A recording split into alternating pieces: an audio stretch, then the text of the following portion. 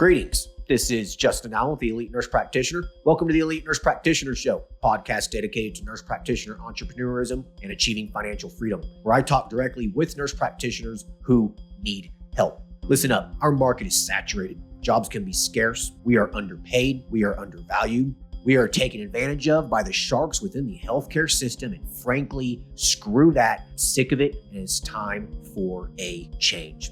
And listen, I'm here to help make that happen. We are powerful. We can forge a path where we are in control of our career and ultimately our financial and personal well-being. You do not need to submit to healthcare administrators and your doctor overlords. You do not have to take the measly salary. You do not have to work 50 to 60 hours a week. There is a different way, and I'm here to show you that path. This podcast is raw and unfiltered. I have not talked to the nurse practitioners in this podcast prior to the call outside of an email exchange to schedule the episode. What you're about to listen to is a consultation session between a nurse practitioner and myself. It is real, it is unscripted, it is unplanned, and I have no idea what we're going to talk about. Anything and everything can happen during our conversation. The nurse practitioners in these episodes are struggling with an issue in their professional or financial life, and they have reached out to me for help. My goal is to help the nurse practitioner with actionable advice that will enhance and improve their professional, business, and financial life. My other goal is to hopefully help my nurse practitioner sisters and brothers build a more productive, powerful, and free life. So I hope the content and information within these podcast episodes does just that. All right, onto the episode.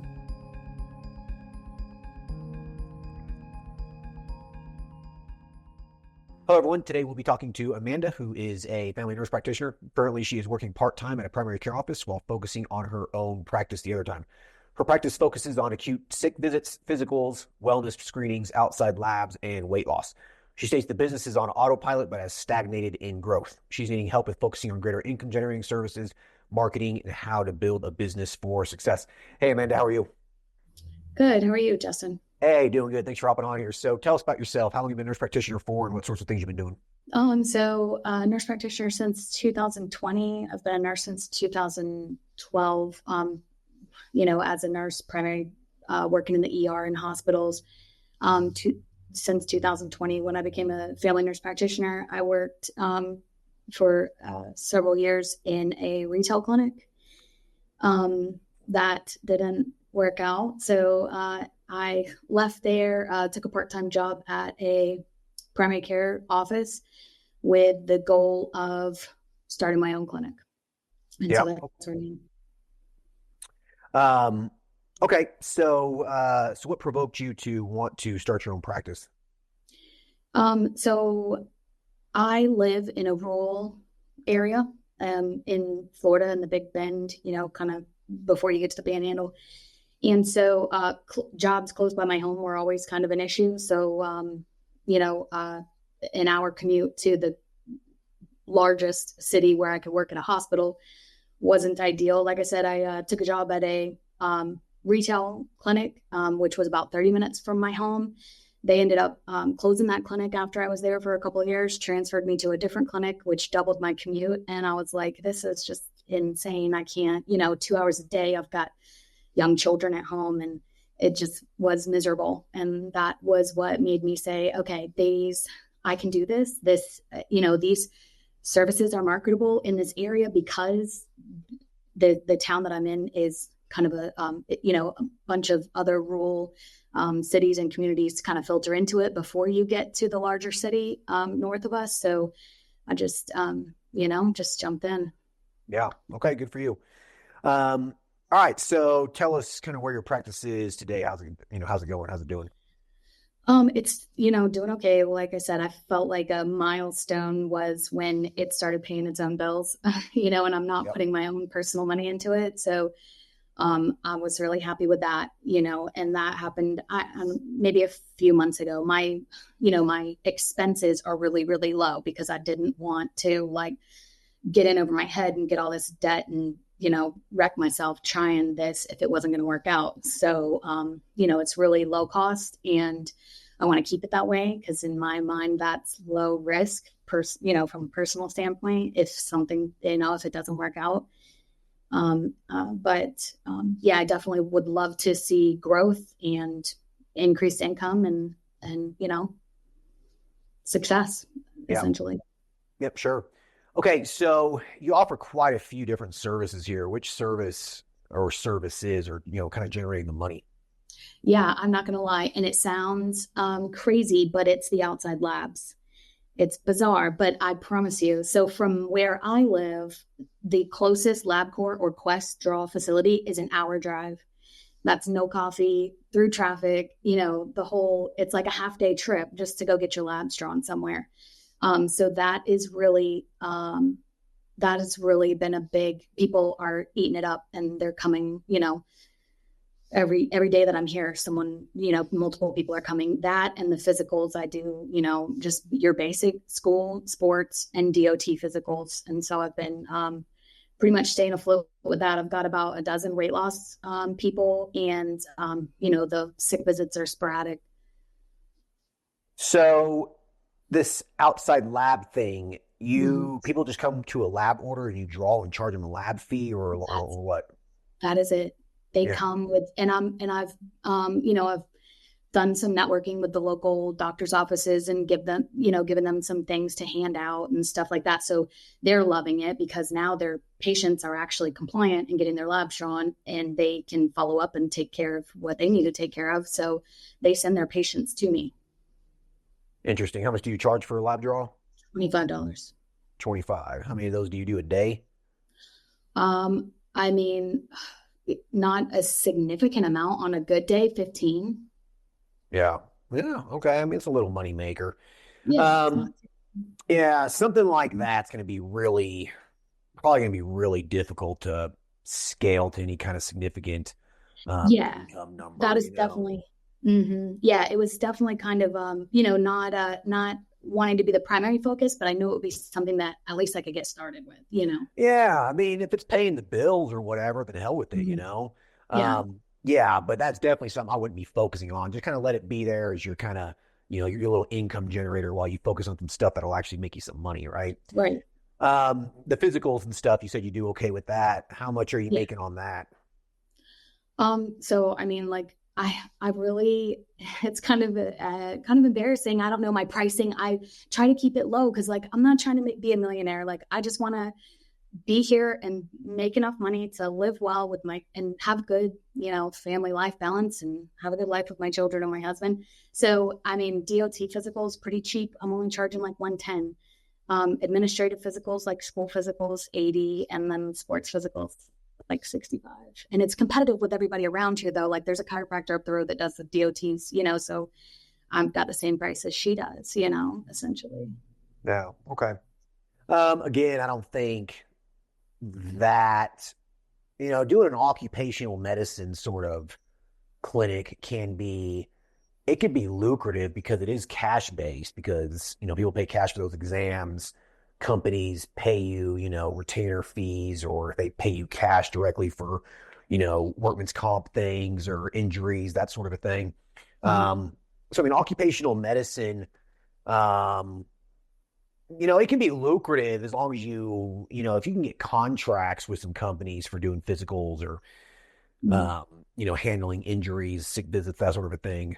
It can be pretty lucrative. I was working in an urgent care one time, and we did a lot of occupational medicine. And the occupational medicine program at that urgent care did about $40,000 a month. But it had some pretty big contracts with some big employers in the area. But it was lucrative. I mean, it was lucrative for the urgent care. Well, I mean, I didn't own it, so I didn't really care. But I was doing the work, and it was really easy work, So if you want to focus more on this traditional medical stuff, that would be one option that you could consider doing.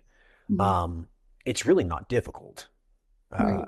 Especially since you have ER experience and stuff. I mean, you can suture people, you can order x-rays, you could throw, someone in an ankle splint, whatever. So that might be something to think about. Have you thought about that? I actually haven't, no. No. Okay. So I guess it really comes down to, do you want to stick to more of that traditional medical kind of model? Or do you want to kind of dip your toes into more of those niche services like the weight loss? Now, you said you have a dozen or so weight loss clients. I'm assuming that you're seeing the income potential there. Yes. How much are you charging for the weight loss?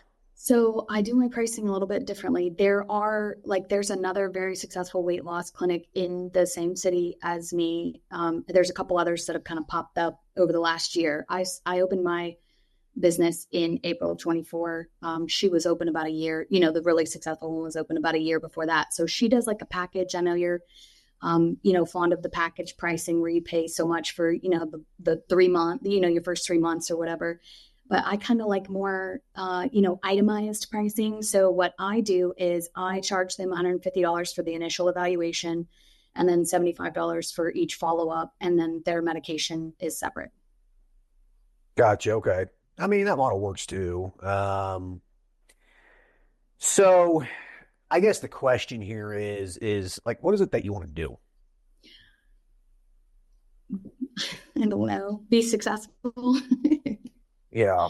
So I can do anything, right? We can learn anything, it's all within our scope. So I could do any of it. I've bought like, I don't know, 10, 12 of your courses just because I'm like, I don't know what I want to do. I'm going to buy, took advantage of the Black Friday sale, but, I've got like, there's a very successful salon and spa down the road, and she's got a room all set up and, $100 a day. I could go down there and she's like, you need to do Botox. I'll be your first client, So I've got lots of different options.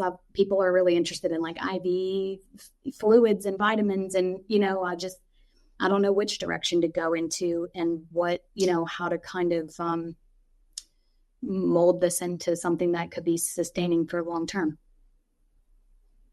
Okay.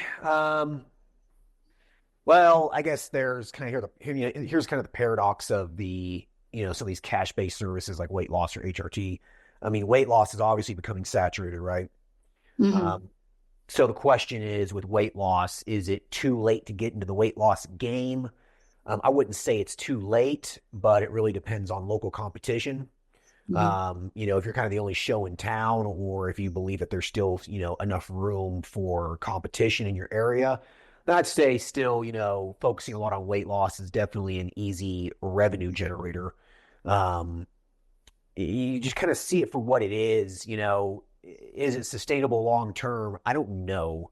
I mean, there's been weight loss clinics have been around for 30 years. You can always do the stuff like phentermine, that sort of a thing, if the GLP-1s decide to not be compounded anymore, but I don't think that'll happen. So, the question is, do you want to go down that route and risk it becoming more and more saturated, risk regulations coming into place that might hinder the growth of your business? Mm-hmm. So do you want to take that chance, or would you rather focus on something that is pretty long-term sustainable, and honestly pretty low risk, like doing occupational medicine, like doing a lot of stuff that you're already doing? Mm-hmm. Is there an occupational medicine clinic in your area that you know of? No. Yeah, there aren't very many of those, but they can be very lucrative. Mm-hmm.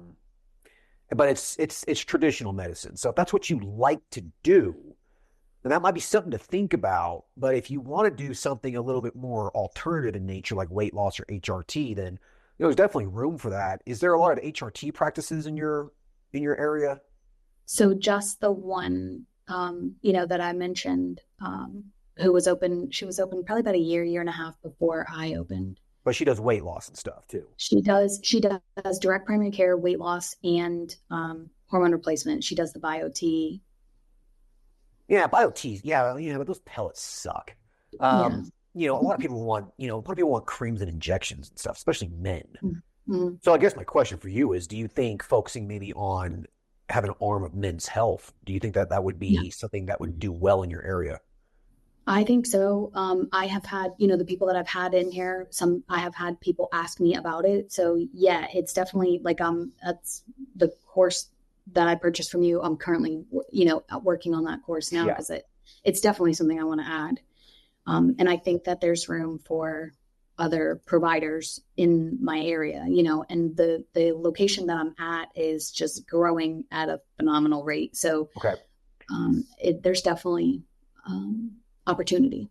Right. So then I think from what you're telling me here is keep doing weight loss as just more of a complementary accessory kind of service. All right. Mhm. But if there isn't a men's health clinic in your area, um, if you're the first one, you'll probably do very well. Mhm. And it's very, very easy. Like there's really nothing to it. Men's health is a piece of cake. All right. So that would be something that you could do as more of like a DBA under your business. It could be Mhm. called whatever, men's health and testosterone. You could just do it out of your office. And then what you could do is you could just focus on that. Again, offer weight loss, but don't really focus on it. And then maybe really just focus in on this occupational medicine, physical exam stuff. Mhm. Because it's really not that hard to do. If Right. that's something that you'd be interested in, though. I don't know if you are. It's definitely something that I have to look into more and kind of see what, my concern would be, like you said, as far as the urgent care practice that you were working at, having contracts that kind of fed clients. That would be my only thing, is if it would be something that would be in demand in this area, or if it would really be something that most companies are going to defer to the larger city north of us. Right, but if there's somewhere local, it's saving on time. Sure. So, Yeah. right. So the question is that, yeah, are there some large employers in your area? Yeah. I mean, in the city that I'm located in, maybe not, obviously not as much as, north of us, but I mean, yeah, there are some large employers. Right. I mean, this could be anything from a construction company to a small Yeah. manufacturing business. I mean, it could be Mhm. just about anything really. Okay. So, but it would require some footwork on your part. You would have to go to these businesses and approach management and stuff like that. And, ask them, do you have some sort of, do you have protocols for when a worker gets injured um, or when they, need a pre-employment physical, et cetera. Mhm. So it could be one of those things that you could just test and see what it does. Mhm. Okay. So you might want to maybe just consider doing that, since you already are kind of doing it, especially with the lab work and the physicals. Um, so, it's something to think about, I guess. Um, yeah, especially for like construction companies, people who have CDLs, things like that. I mean, they need those DOTs. And so Right. if you can get in and offer, occupational medicine stuff, injury treatments, et cetera, workman's comp, uh, Mhm. and doing like their DOTs, you could potentially have some pretty lucrative contracts with some of these businesses, especially if there's like a large construction company or like a roadwork company or something like that. You can get in Mhm. there and charge, $2,000 or $3,000 a month for, employment health. And then you can say, well, we'll do the DOTs for 25% off for your employees for your Mhm. employees. Yeah.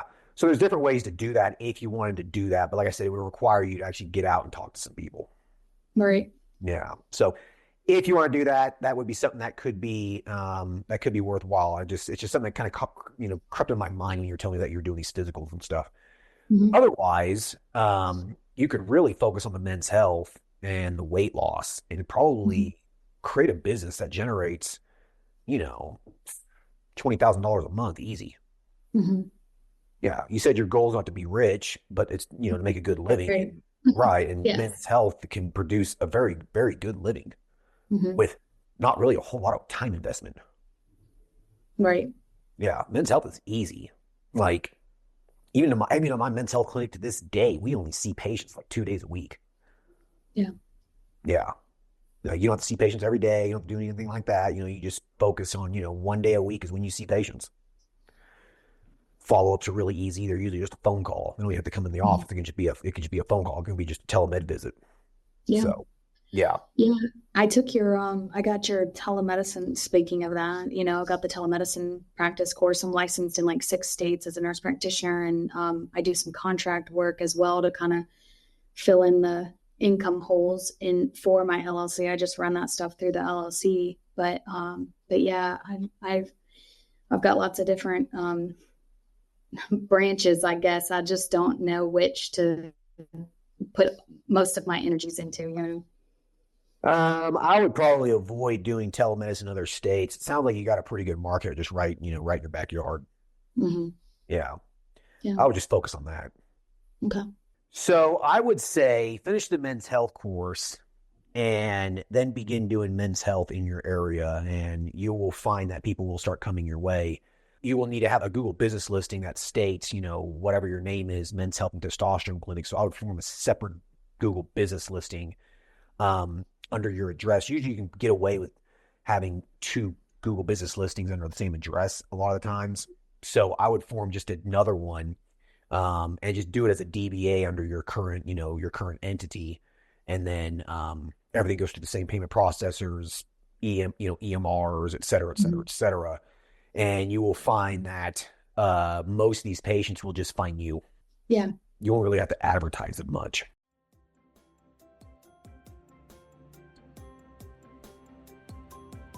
All right. I hope everyone's enjoying the episode so far. I just wanted to take a quick break to thank everyone listening and also give a big thank you to all of my social media followers and email subscribers. If you haven't done so yet, please subscribe to our email list at www.elitenp.com and make sure to follow us on Facebook, Instagram, and LinkedIn.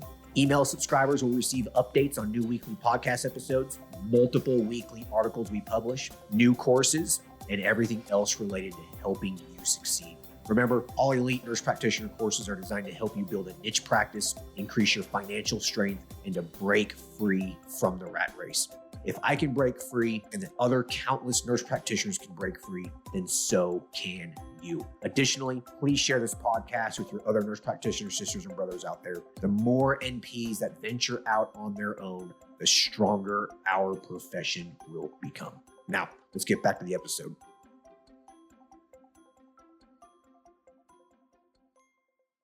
That's another thing I was, I'm looking at, I know you've said before, like kind of rural areas, like billboards are really kind of good. And so I've been talking to, a company about renting the billboard. It's going to be like $1,700 with production for 3 months. And I don't know if that's something that I should just to kind of get my name out there so people can see, what, services I offer and things. $1,700 total for the 3 months? Yes. Is it in a good spot? It's definitely in a good spot from the southern rural areas. They all funnel into one highway and go to the larger northern city, which is our state's capital, Tallahassee.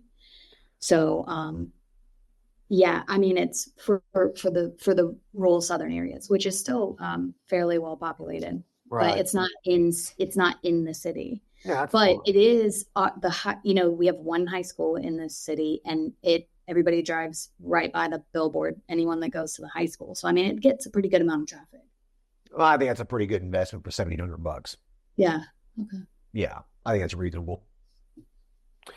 I would say go do that, but the thing is, before you do that, you need to make sure you have your services hammered down. Exactly. Yeah, because I can't really give the design team an idea for design it unless I know what I'm offering. So, correct, because you're offering just so many different random little things, Right.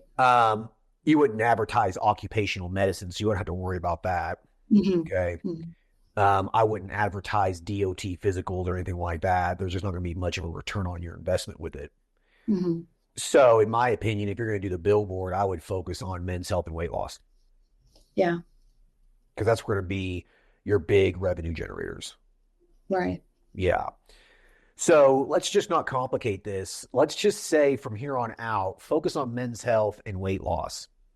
Okay. The occupational medicine thing, think about it and see if you can get your toes dipped into that and maybe see if you can just get a contract or 2 secured, maybe just kind of has a little side thing and see how well it does, because it could be a nice additional revenue stream in your practice while you focus on men's health and weight loss.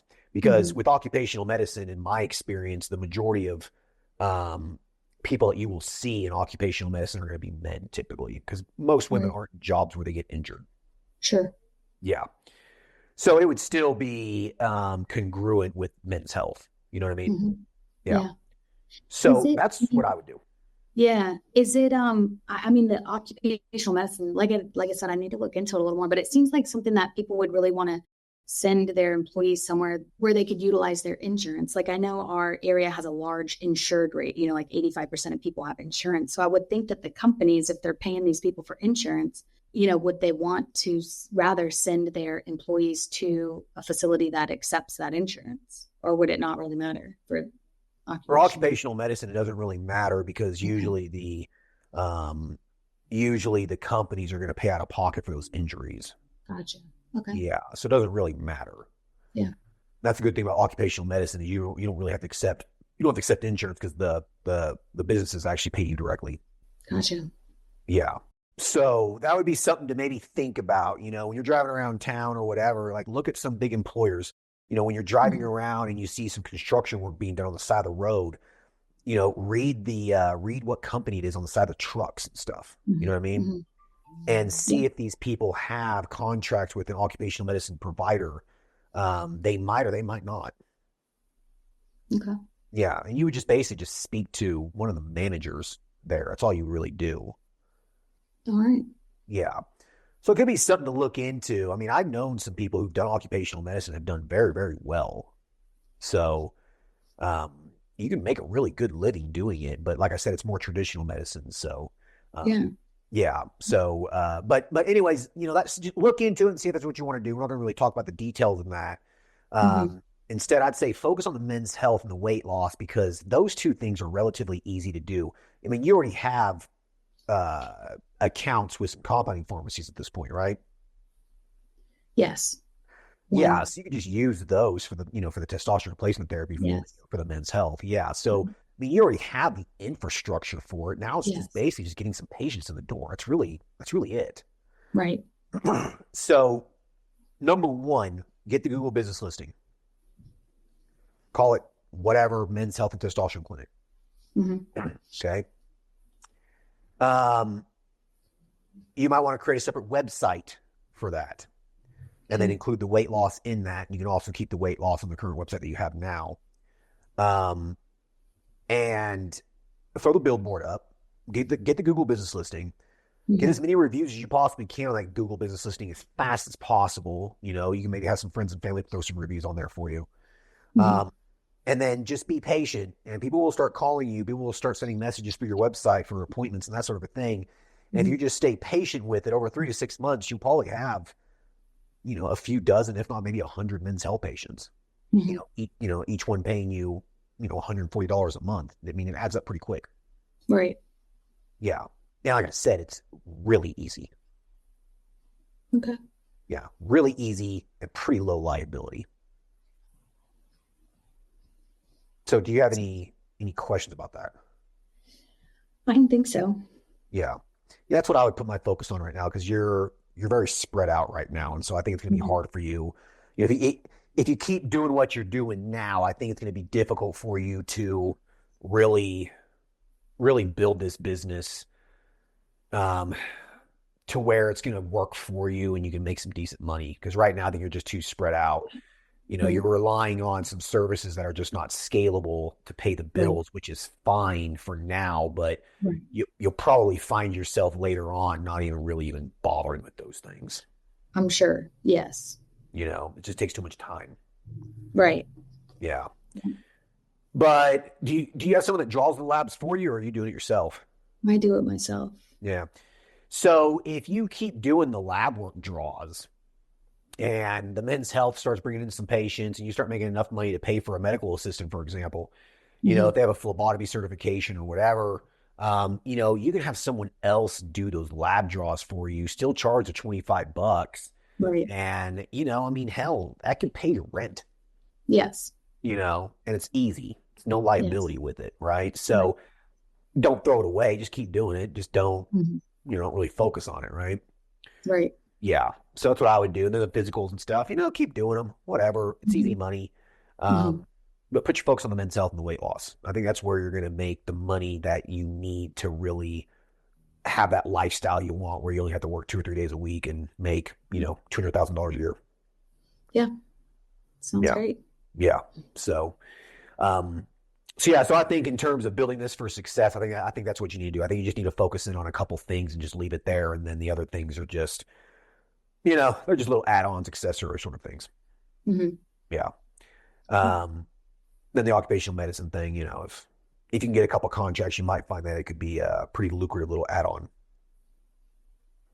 Yes. Yeah. Yeah, the only other thing that I wanted to ask you about was like direct primary care, which is kind of opposite of what everything else we've been talking about. But I mean, I don't know how, I like to have the availability of, and the reduced costs so that people can just come in for sick visits, kind of walk, like I said, like walk-in clinic style, rather than having to have a subscription and, and pay for that type of thing month over month. But obviously, DPC can be pretty lucrative in that you're getting paid every month and, regardless of whether or not you see the patients or not.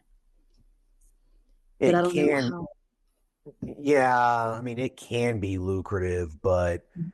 if 85% of people in your area are insured, then, Yes, a maybe lot of not. people Yeah. just, yeah, a lot of people at the end of the day still just want to use their insurance. They just do, Hmm. you know. There are some Yeah. people who do DPC who do well. Key word there is some, Hmm. you Sure. know.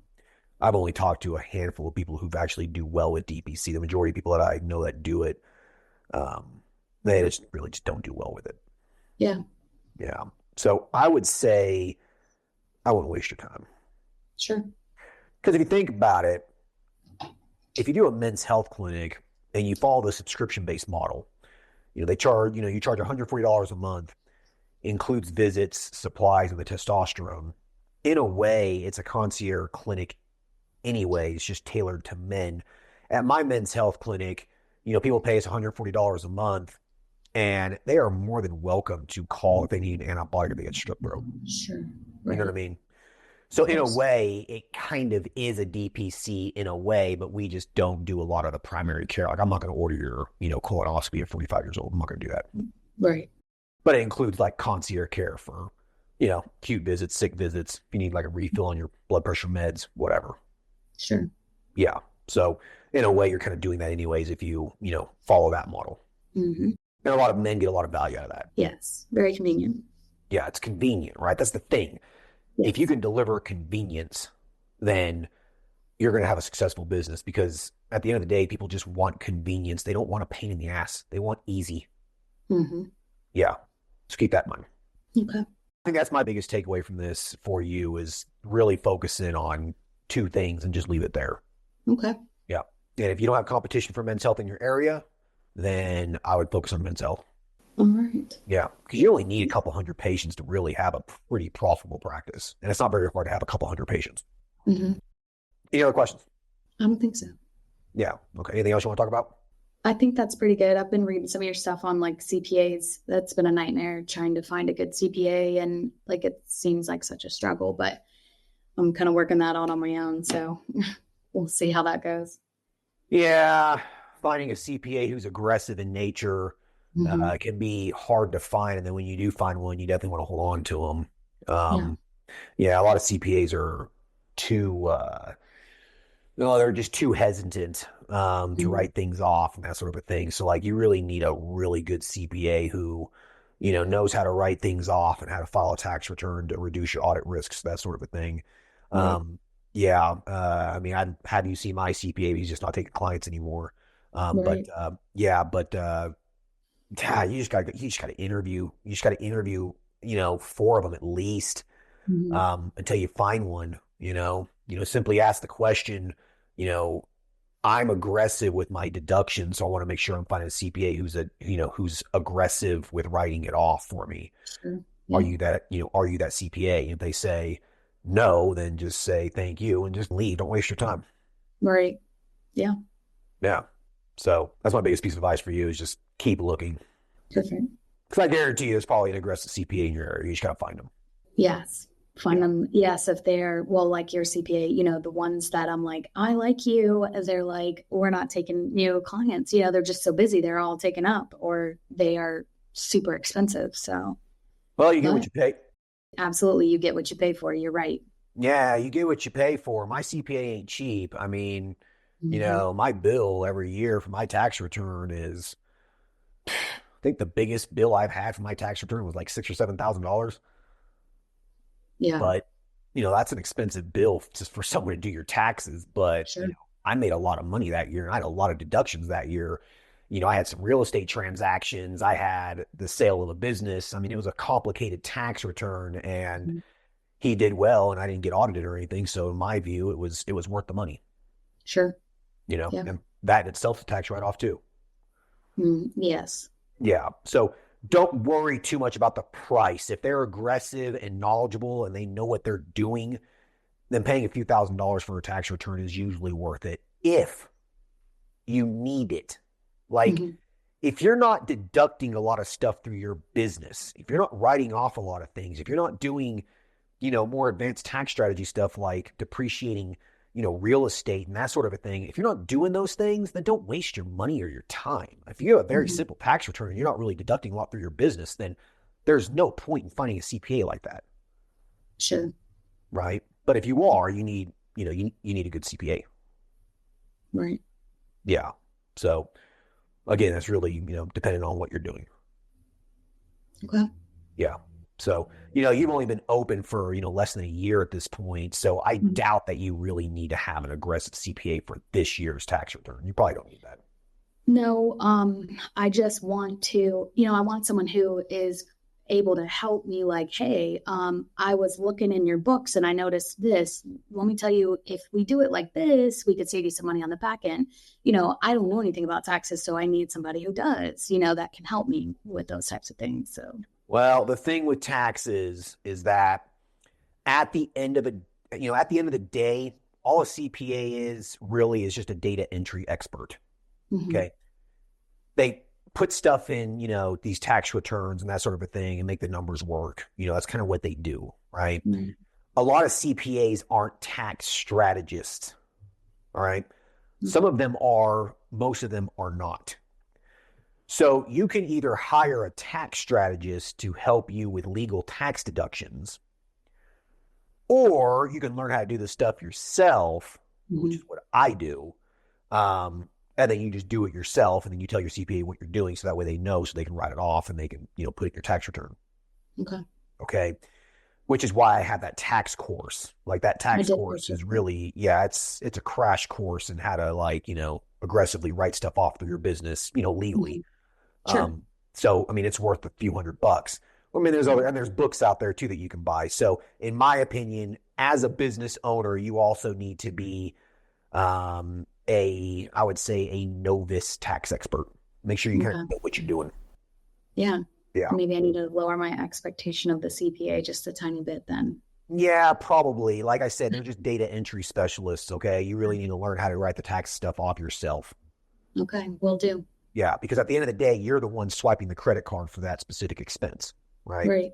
the end of the day, you're the one paying your teenage, daughter a salary or whatever. At the end of the day, you're the one buying that real estate. You just need your CPA to depreciate it.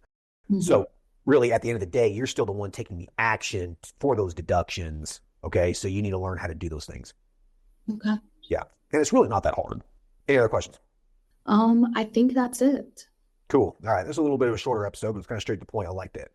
All right. Well, I like to end the episodes with you asking me a question, personal question, curiosity, anything like that you've, kind of wanted to ask me. I struggled coming up with a question. Maybe just, and I don't even know if this was something that you struggled with when you first started out, but how do you kind of combat self-doubt, if you will, or keep yourself encouraged? So how do I kind of keep myself encouraged? Yeah. It's hard. Like, you think this business, okay, I'm going to set it off and it's going to fly and it's going to be great. But it's so, you have to, especially starting out, it's a lot of work, a lot of working for free, I don't have time for all of this, but you have to cram it in, so it's easy to, in my, from my personal experience, it's easy to kind of get discouraged about it and have doubts on whether or not it's going to be successful. So basically the question is how do you stay optimistic and limit those limiting beliefs? Yeah, for sure. Yeah. Yeah. Listen, the first year or two is hard. Okay. Very few people actually pay themselves anything in the first couple years. okay? Even including me. I really didn't pay. I really didn't pay myself much of anything for a couple of years, okay? Sure, I took some business trips and I, wrote off some things, that sort of a thing. So in a way, I was paying myself to an extent, but I never actually paid myself money, right? Because I was constantly reinvesting a lot of the money I was making back into the businesses so I could grow them, right? Right. And so you have to just maintain a sense of optimism to you, knowing that all of this hard work is going to pay off at some point, okay? As long as you are providing good customer service and good patient care, as long as you are providing in-demand services, as long as you are competitively priced, and as long as you are marketing appropriately, okay, the business should succeed, all right? Now, you've been open less than a year and your business is already on autopilot, so you've already reached a pretty solid milestone, okay? Mm-hmm. So you're already doing pretty well in that, in that regard, okay? So if I was you, I would just be optimistic because you're doing the things the right way. It sounds like it's just that you need to just kind of repivot here and start focusing on some stuff that's going to make you a little bit more money. So I say you just have to just be a little bit more optimistic. I mean, being pessimistic, usually just never really pays off at the end of the day. You're usually better to be optimistic. It's better for your mental health and it really kind of helps you develop more of an abundance mindset. So, so for me, I think that there were times that I wanted to throw in the towel. Yeah, there were some times where I was sick and tired of working for free when I could just go pick up some extra shifts in the ER or whatever and, actually make some money. But, and I had sleepless nights, et cetera. I mean, I've been there, but I just kept doing it because I knew deep down that I wanted to be financially free. And I knew that working for other people and just making a salary was going to keep me trapped for the rest of my life. And so I guess my biggest motivating factor that helped me stay motivated and helped me, keep me optimistic was that I wanted to be financially free. I was sick and tired of working for people. Sure. And the only way you're going to be financially free, really, truthfully, is starting this business and scaling it and growing it. It's very, very hard to become financially free working for other people. Right. Yeah. So does that help? Yeah. All right. Well, appreciate the conversation, Amanda. Hope this was beneficial. And, you have my email address. So if you ever want to do a follow-up or whatever, shoot me an email. All right. Perfect. Thank you so much, Justin. All right. No problem. Take care. Bye.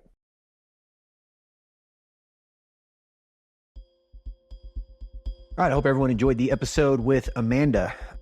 She's kind of scattered, right? I mean, she's doing a lot of different things. It's going to be very, very hard for her to scale and grow that business if she continues, just focusing on doing lab draws and doing physical exams, right? It's not really a business that's going to be able to grow and scale, but it pays the bills. And so I think one big thing here is sometimes during the initial 1 to 2 years of starting a practice, sometimes you just got to kind of do what you got to do to pay the bills, okay? So if you're starting your practice and you find that you're making some money doing something that you don't particularly like to do, but it's making you money and it's allowing you to pay the bills, then by all means, continue doing it and then continue focusing on the services that are eventually going to grow and scale for the, for the real income. And so, she's at a point now where her business is on autopilot. And so I think it's time for her to pivot here, continue doing those things so it pays the bills, but now focus on men's health or weight loss, start doing something that's actually going to generate some real cash flow. So, keep that in mind. You just got to do what you got to do sometimes to pay the bills. Okay. All right. Hope everyone enjoyed this episode. Talk to you guys later. Thanks. Bye.